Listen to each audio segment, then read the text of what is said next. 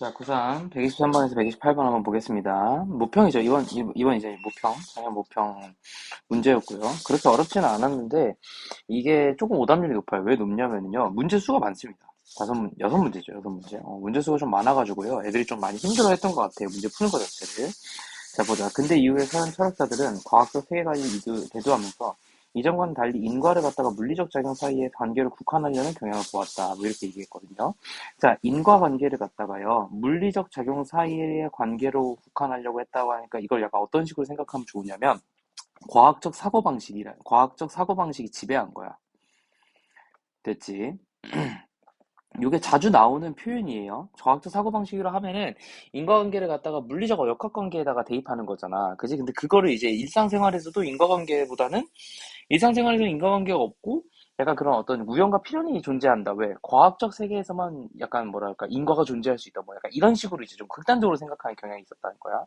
근데 이제 문제는 흉이 지적했듯이 인과관계 자체는 직접 관찰할 수가 없기 때문에 이런 현상이 더 일어날 것이고, 자, 원인과 결과에 해당되는 사건만 관찰할 수 있을 뿐이다라고 얘기했어요. 그래서 여기 이제 문제점이니까 밑줄을 칩시다. 우리가 인과관계 자체를 알 수가 없어. 관계 자체를 알 수가 없고 그거에 그냥 사건만 우리가 알 수 있다는 거야. 가형 추비 때문에 강물이 얼었다는 직접 관찰한 물리적 사실을 진술한 게 아니죠. 그죠? 그래서 그러니까 추위 때문에 강물이 얼었다라는 거는 우리 모르는 거잖아. 가능성 중에 하나인 거고 추위가 있었다와 강물이 얼었다. 이 두 개의 사실만 우리는 관찰할 수 있는 거야. 자, 그래서 이게 인과가 과학적 개념인지에 대한 의심이 그지? 철학자들 사이에서 제기되었다. 그러니까 지금 이게 지금 얘가 하고자 하는 질문이니까 요거에다가 이제 물결 표시를 하면 될 것 같아요. 이게 지금 이 사람이 하고자 하는 주제라고 보시면 좋을 것 같아. 자, 이에 인과를 과학적 세계관에 입각하여 이해하려는 시도가 세먼의 과정 이론이다라고 얘기했으니까 세먼의 과정 이론에다 동그라미. 자, 됐지. 자, 그래서 봅시다. 야구공을 던지면 땅 위에 공 그림자도 따로 움직인다. 공이 움직여서 그림자가 움직인 것이다. 그림자 자체가 움직인 건 당연히 아니겠죠. 자, 그래서 이런 과정 이론은 이 차이에 대해서 이렇게 설명한대요. 과정 동그라미. 과정은 대상이 가지고 있는 시공간적 어떤 궤적이야. 그래서 날아가는 야구공은 물론이고 땅에 멈추어 있는 공도 시간을 흘러가고 있기에 시공간적 궤적을 가지고 있는 거야. 그러니까 멈춰 있다고 해도 시공간적을 그리고 있는 거야. 그렇겠지 당연히. 왜냐하면 그 자리에 있는 거니까. 공이 멈춰 있는 상태도 과정인 거래. 그런데 이 모든 과정이 인과적인 과정은 아니라는 거야. 자, 이게 지금 하고자 하는 얘기겠지. 모든 과정이 인과적 과정은 아니다. 어떤 과정은 다른 과정과 한 시공간적 지점에서 만난대요. 그러니까 뭐 무슨 말이냐면은 공을 내가 던졌어, 예를 들어서. 근데 내가 공을 또 이쪽 방향으로 던진 애가 있어. 그래서 이게 여기서 만났어. 만나면 이제 충돌을 하겠죠. 그죠? 충돌을 하겠죠. 뻥 하고 충돌을 할 거야. 자, 이것 자체가 애초에 어떤 과정과 한 과정이 한 시공간적 지점에서 만나기 때문인 거지. 만약에 이게 일로 넘어가고 있고 이 공이 이렇게 넘어가고 있으면 서로 안 만났을 거 아니야, 얘들아. 그지? 자, 그래서 어쨌든 두 가정이 교차한 것이고, 교차했을 때만 어떤 일이 일어난다, 이렇게 얘기하고 있는 것 같아요. 자, 만약에 교차해서 표지, 즉, 대상이 변화된 물리적 속성이 도입되면 이후에 어떤 모든 지점에서 그 표지를 전달할 수 있는 과정이 인과적 과정이다라고 얘기했으니까, 표지가 존재해야지만 인과적 과정이 될 수 있다. 이렇게 좀 얘기하는 것 같아요. 그래서 이걸 갖다 이렇게 연결시켜주면 좋겠네요. 자, 가령 바나나가 A라는 지점에서 B까지 이동하는 지점 과정을 A라고 하고, A와 B의 중간 지점에서 한 입 베어먹는 과정이 E와 과정 1이 도착했다고 칩시다. 그러면 이 과정의 이 교차로 표지가 과정 1에서 도입되었고, 이 표지는 B까지 전달할 수 있대. 즉, 바나나를 베어낸 만큼 없어진 채로 줄곧 B로까지 이동할 수가 있으니까, 따라서 과정 1은 인과적 과정인 거지. 그렇지. 그럴 수밖에 없겠죠. 두 개가 지금 부딪혔다 그랬잖아. 우린 이것만 생각하면 될 것 같아. 과정 1하고 지금 과정 2하고 부딪혔어요. 됐죠? 과정 2가 물론 그 중간에 있게 된 거야. 그러니까 이 과정 두 개가 부딪히면 한 시공간에 존재하면 뭐라 그랬어? 이거 인과로 부르잖아. 그냥 우린 그렇게 생각하면 돼. 이거를 머릿속으로 막 이걸 깊이 이해하고 그럴 필요가 없어요. 그냥, 과정 1이랑 과정 2 부딪히면 인과구나. 이렇게 생각하면 되는 거야.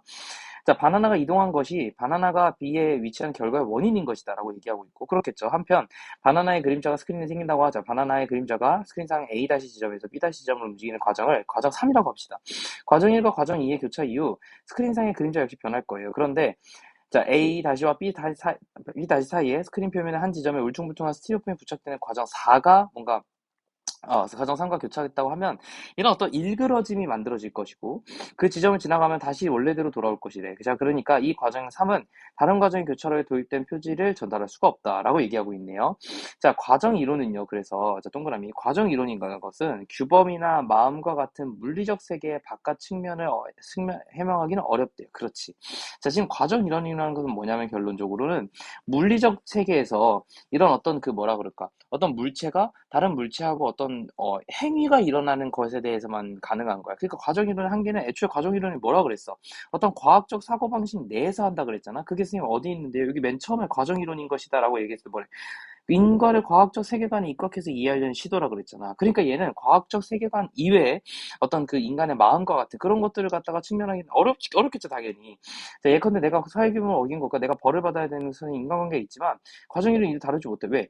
이 두 개는 사건이나 표지가 아니야. 무슨 말인지 알겠지? 얘네 입장에서는 물리적 관계가 있어야 되는데, 사회규범을 어긴 거하고 벌을 받아야 하는 거하고는 아무런 사이가 없는 거예요.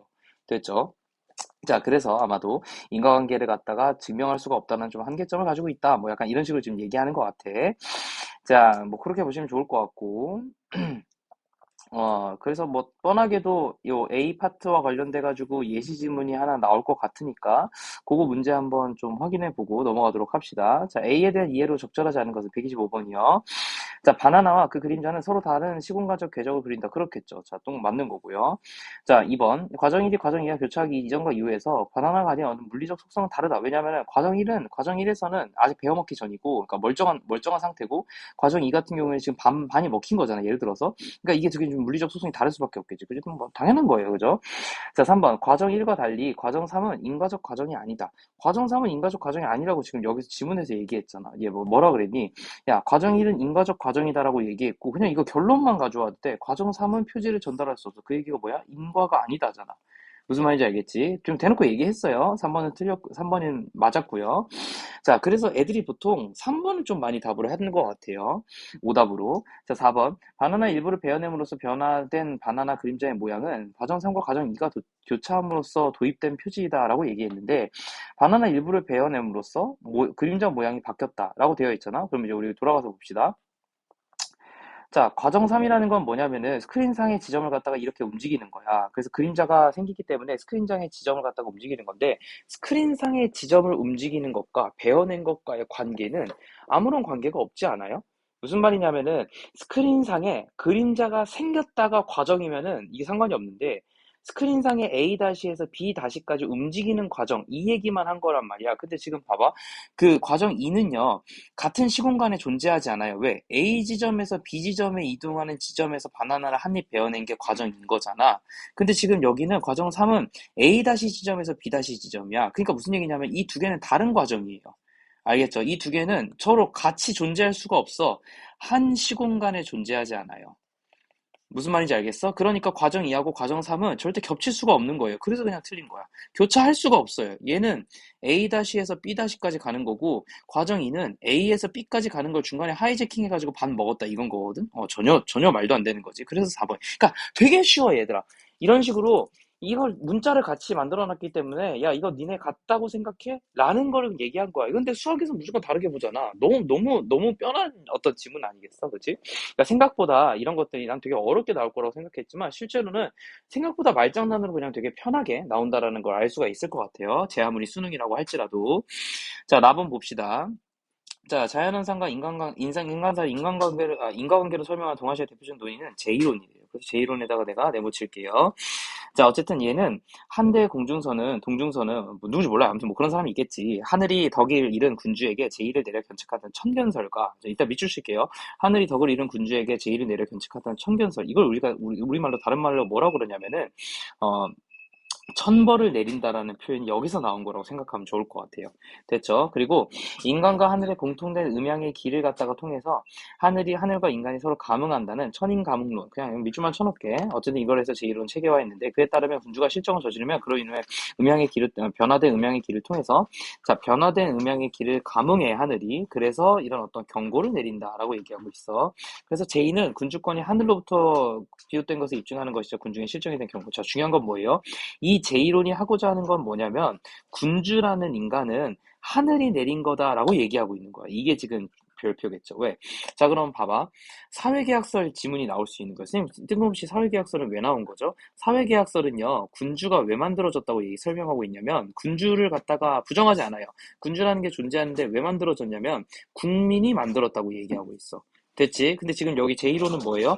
군주는 하늘이 만들었다고 얘기하잖아? 이 두 개의 이론은 굉장히 상반된 이론입니다, 여러분. 요거는 민주주의로 가는 아주 첫 발자국이라고 할 수 있겠고, 지금 제1론 같은 경우는 뭐랑 비슷하냐면, 왕권 신수설하고 동일해요. 왕권 신수설이 뭐지, 얘들아? 왕권을 신이 주셨다. 이렇게 얘기하고 있는 거야. 자, 그래서 양면적 성격의 제1호는 신하가 전치적 농에 참여할 수 있는 명분을 제의한대. 왜? 야, 군주가 실정을 하면 안 되기 때문에 신하의 어떤 존재성을 갖다가 만들어줬대. 그래서 이거 물결 쳐야 되고, 당연히. 제의가 발생하면 군주가 직원을 구하고 신하가 응하는 전통이 구체화되었다. 하지만 동중서 이후, 자, 세모 칠게요. 자, 원인으로서 하지만이니까 원인으로서의 인간사를 결과로서의 제의를 1대1로 대응시켜서 설명하는 개별적 대응 방식이 너무 억지가 심하다는 평가를 받았대요. 그렇긴 해요. 왜 그럴 수밖에 없겠어. 잘 생각해봐봐. 야, 내가 만약에 잘했어. 일을 진짜 잘했는데, 예를 들어서, 정말로 아주 좋은 어떤 이 정치를 했는데, 이놈들이 뭐라 그러냐면은, 근데 홍수가 날 수도 있잖아. 그렇잖아. 그 해, 그냥 비가 많이 내리면 홍수가 내리는 거잖아. 근데, 야, 이거 잘못했네? 야, 이거 왕 바꿔야 되는 거 아니야? 이런 식으로 약간 그 사람이 잘한 업적까지도 약간 폄하하거나 폄훼해버릴 수 있다라는 거야. 그지? 그러니까 약간 억지다 이런 얘기인 거죠. 한마디로. 그지? 자, 그래서 이 방식은 오히려 예언화의 결과로 이어져 제의를 약간 인간사의 어떤 징조로 인간사를 제의의 결과로 대응하는 풍조를 낳기도 했고 요망한 말로서 미혹지긋한 이로 김수가 직언을 하는 신하를 탄압하는 빌미가 되기도 했대. 그렇겠죠. 자, 왜 그렇겠어? 아, 너 때문에 홍수가 났다 이렇게 얘기했는데 그럼 이제 약간 자중하라는 의미잖아. 그런데 그걸 그렇게 안 받아들이고 야, 이걸 지금 홍수가 났다고 나를 욕해? 혹은 야, 홍수 안 났어. 이런 식으로 약간 너 근데 왜 홍수 났다고 얘기하는 거야? 야, 막 이런 식으로. 그지?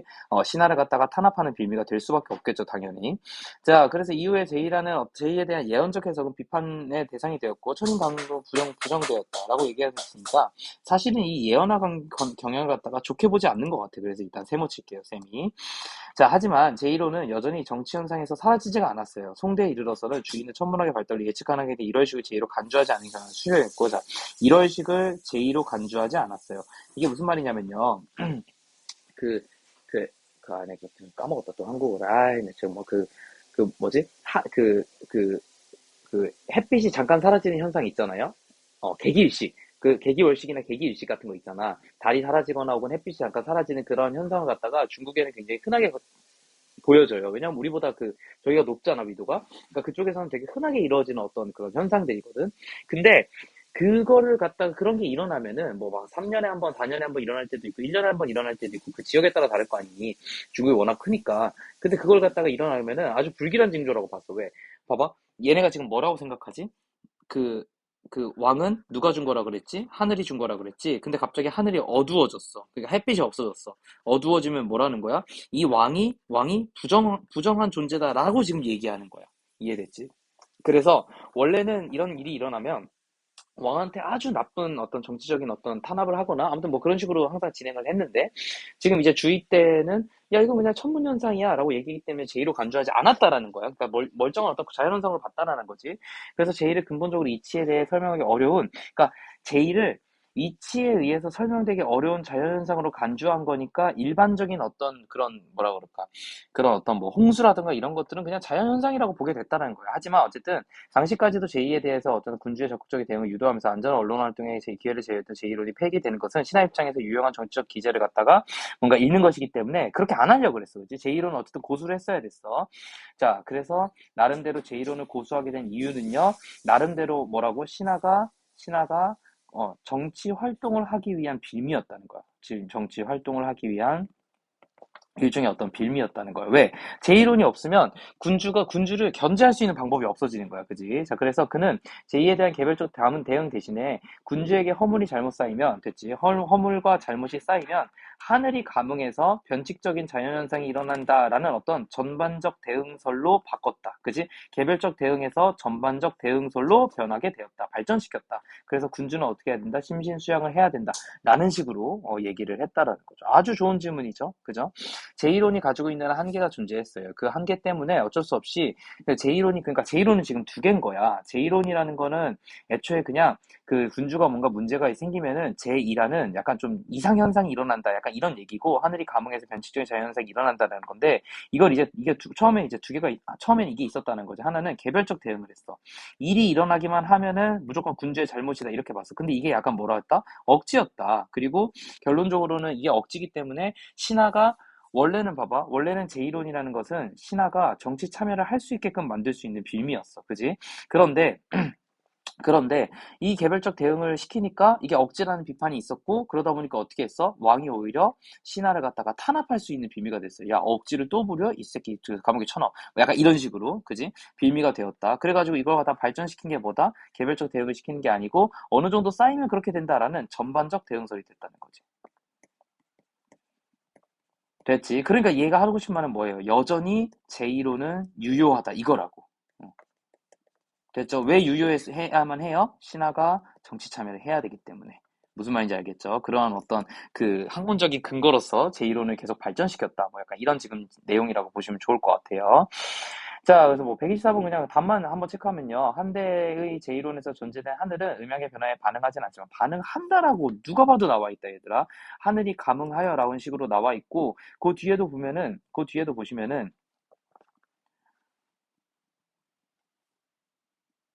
어디 있지? 아무튼 뭐 찾아보세요. 내가 지금 저기 뭐 바로 찾을 수가 없는데 제1론에서 어쨌든 변화된 음양의 길을 감응한 하늘이 이렇게 지금 나와 있잖아. 그지? 내가 밑줄을 쳐놨잖아요. 그러니까 지금 이거는 음양의 변화에 반응하진 않지만 아니야. 반응하는 거야. 됐지? 내가 밑줄을 쳐놨잖아. 정확하게 답의 근거를. 자, 그러니까 진짜 이런 거는 다 말장난이잖아. 무슨 얘기냐면은 수능이 제 아무리 어렵다고 해도 대부분은 다 반응하는 건데 반응하지 않다라는 식으로 약간 어물쩍 넘어가요. 무슨 얘기냐면은 A이면 B다잖아. 그잖아. 근데 이게 진짜 교묘해지려면 어떻게 만들면 되냐면 A이면이 아니라 A가 아니면 B다. 이렇게 만들면 돼. 근데 우리가 뭘 기억하냐면 어떤 문장을 볼 때 이건 이제 그 인간의 어떤 뭐라 그럴까? 기본적인 어떤 사고방식이에요. 뇌가 어떻게 반응하냐면요. A면 B다라는 어떤 명제를 보면 우리는 전제를 잘 살피지 않아요. 결론이 B다에 집중이 돼. 근데 지금 봐봐. 예를 들어서 이게 1번이야. 1번, 이렇게 나와 있어. 그래, 이렇게 나와 있어. 어떻게 보냐면, 아까 B다였어. B다네. 이거 맞다. 이렇게 가버리는 거야. 됐지? 인간이 그래서 생각보다 전제에 이렇게 막 예민하지 않은 거야. 그래서 변호사라는 직업이 얘들아. 변호사라는 직업이 그렇게 우리보다 말을 잘하고 우리보다 논리가 더 뛰어나다고 느끼는 이유는 뭐냐면요. 걔네 별거 아니에요. 걔네는 항상 전제를 먼저 따져요. A 이면이 맞는지를 따지는 직업이 변호사야. 즉 우리 인간이 기본적으로 이 뇌과학에 의해서 발달된 우리의 지금 현재 상태에서 결과 중심적으로 뭔가 이 두뇌가 돌아가는데 얘네들은 그렇게 하지 않고 전제 중심적으로 뭔가 사고방식을 옮기려고 훈련을 한 사람이기 때문에 얘네가 고소득이고 우리가 잘 못하는 짓을 하는 거야. 됐지? 자, 그래서 아무튼 뭐 이런 지금 문제들이 항상 시험 문제에 나오는데 이게 사실 어떤 거냐면 이제 리트디트식 무슨 말인지 알겠지? 법학 접속 시험 여기서 이제 나오는 언어 이해식 언어 추론도 아니야. 언어 이해식 문제가 그냥 그대로 들어온 건데 그게 뭐다? 말장난이다 이 말이야. 됐죠? 자, 그래서 이런 전제들을 갖다가 좀 잘 살피는 그런 어떤 습관이 있었으면 좋겠고, 쌤 지금 문제 먼저 뭐 하지 않고 했음에도 불구하고 쌤이 요게 좀 중요한 것 같다라는 식으로 해가지고 이걸 밑줄 쳐놨잖아. 그지? 요런 식으로 정확하게 글을 읽는 연습을 좀 하는 게 필요할 것 같아요. 자, 바로 들어갑시다. 자, 18세기 북학파들은 이렇게 나와 있는데, 자, 18세기 북학파들은 청해 가는 경험을 갖다 연행록을 기용해서, 자, 청해 어떤 문물제도를 수용하자는 북학론을 구체화하였다 했으니까, 이제 북학론, 동그라미 치시고, 자, 이들은 학문의 개인적 성향과 어떤 관심에 따라서 주목한 영역이 달랐대요. 이걸 이제 조금이라도 이제 좀 역사를 아시는 분들은, 당연히 이제 농경파, 뭐 이렇게 농업을 갖다가 좀 강조한 친구가 있었고, 그 다음에 상공업파가 있었다. 라는 것은 이제 우리 한국사를 조금이라도 관심 있는 사람은 이걸 알겠죠. 당연히 다 알아야 돼, 지금으로서는. 자, 이들은 됐고. 그 다음에 이들은 동아시아에서 어떤 문명의 척도로 이루어진 어떤 중화 개념이 청에 대한 현실과 각각 다르게 인식이 반영되는 것이다라고 되어 있고. 자, 그래서 뭐 박제가와 이덕무의 연행력에서 이런 차이가 확인된다라고 얘기했으니까 박제가와 이덕무의 지금 차이를 얘기할 거야. 그래서 내가 지금 이걸 동그라미 치기는 했는데 이렇게 봅시다. 자, 뭐 이걸 네모로 바꿔도 상관이 없고요. 박제가를 동그라미 치고 이덕무를 갖다가 세모로 쳐가지고 구분을 하겠습니다. 자, 박제가는요, 어쨌든 북학이라는 목적의식이 강했고, 현실의 단순한 현실이 아닌 조성의 지향한 어떤 가치 기준이었대요, 청은. 그래서 북학에서 외시된 거는 특정 관점에 따라 선택이 추상된 것이고, 자, 그런 청의 현실은 그에게 중화가 손실 없이, 손상 없이 보존된 방식이어야 돼요. 왜? 그래야지 우리의 가치 기준이 되는 거잖아. 조선의 발전 과정이 되기도 했대요. 자, 중화관념은 절대성을 인정했기 때문에, 그렇지. 왜 절대적이어야 돼? 왜 절대적이어야 돼? 가치 기준이니까. 그지? 그렇기 때문에 당시 조선에서는 나름대로의 독자성 유지하기보다는 중화와 합치하는 방향. 그렇지. 내가 이게 돼야 되니까 합치가 돼야 되는 게 맞는 거야. 그렇게 된 게 이 북한문화의 밑바탕이었고, 명에 대한 의리를 중시하는 당시 주류 견해는 그 견해에 대해 글의 의리 문제는 청이 천하를 차지하게 된 지 100년이 지나면서 자연스럽게 소멸된 것으로 보고, 그러니까 이미 시간이 오래 지났으니까 우리가 의리를 갖다가 굳이 지킬 필요 없어, 명에 대해서. 그냥 청으로 갈아서도 된다, 이 말이야. 그래서 청의 문물제도의 어떤 수령이 가져다 주는 이익을 논하면서 어떤 이익을 논했다라는 거지. 그지? 그래서 당위성을 설파하였다. 대체로 이익 추구에 부정적이었는데 얘는 이익 추구를 굉장히 일반적으로 봤다라는 거지. 그지? 그래서 얘를 실학이라고 보통 얘기하는 거예요. 됐죠? 자, 근데 이덕무는요, 뭐라고 얘기했냐면, 청의 현실을 갖다가 객관적인 태도로 기록하고자 했다. 그러니까, 기준으로 본 게 아니야. 좋다고 본 게 아니야. 잘 정비된 마을에 대해서는 뭐라고 얘기했냐면, 황제 행차에 대비해서 이루어진 일련의 조치가 민생과 무관하다. 아, 그렇지. 봐봐. 얘 누구냐? 이거 뭐고, 박제가는 아마도 잘 정비된 마을을 보면 뭐라고 얘기했을 거냐면, 이제 동그라미 입장에서 이걸 봤을 땐 뭐라고 얘기했을 거냐면, 아마, 이게 우리가 따라가야 될 기준이다. 모든 마을은 정비가 되어야 된다. 이렇게 봤을 건데, 지금 이 세모의 입장에서, 이덕무의 입장에서 이걸 보면 뭐라면은, 야, 이거 좋은 거 아니야. 이건 민생과는 전혀 상관이 없어. 야, 지금 걔네들이 먹고 살기도 힘든데, 무슨 뭐 마을을 정비하고 뭐 그런 거지 같은 짓을 해. 황제가 하도 행차하니까 이렇게 만든 거 아니야? 야, 이거 힘들었겠는데? 이거 민생에 안 좋은 거 아니야? 이런 식으로 얘기했다는 거지. 그지? 되게 아주 차갑게 분석을 잘한 것 같아요. 자, 하지만 청문물의 효용을 갖다가 도외시하지 않고 박제가 마찬가지로 뭐라 해야 했다? 물질적 사물증. 야, 근데 이 두 개 입장이 똑같은 거야. 얘도 이익을 추구했잖아. 얘도 이익을 추구한 거야. 아주 괜찮은 거지, 그치? 자, 그래서 스스로 평등견이라고 불렸던 인식 태도를 바탕으로 그는 당시 청에 대한 찬반의 이분법에서 벗어났어. 찬반이 아니라 어떤 현실적 차이뿐만 아니라 양쪽 모두의 가치를 인정하였다는가. 둘 다 괜찮아 이런 식으로 보았고 그래서 서로 배타적이지 않다라고 보았대요. 됐죠. 구분되지만 즉 청에서 배우는 것과 조선사람의 조선사람의 풍토에 맞게 사는 것은 서로 모순되지 않는다는 것. 되게 합리적인 어떤 사고방식을 한 것 같아 나름대로. 자, 하지만 그는 중국인들이 외양이 만주처럼 변한 것을 보고 비통 감정을 토로하면서 중화의 중심이라고 봤던 자 아까 또 박제가랑 완전 다르죠. 명에 대한 의리를 갖다가 중시하는 듯 자신이 제시한 인식 태도에서 벗어나려는 모습을 보이기도 하였다라고 얘기했으니까 그 학자로서 보이는 거는 어쨌든 청과 조선 사람은 다르다라고 봤지만 이제 반대로 이제 그게 아니라 이제 양반으로서 이 사람은 여전히 약간 명에 대한 의리를 지켰다라는 게 약간 이중적인 태도였다. 뭐 지금 마지막에 이렇게 얘기하는 거겠지.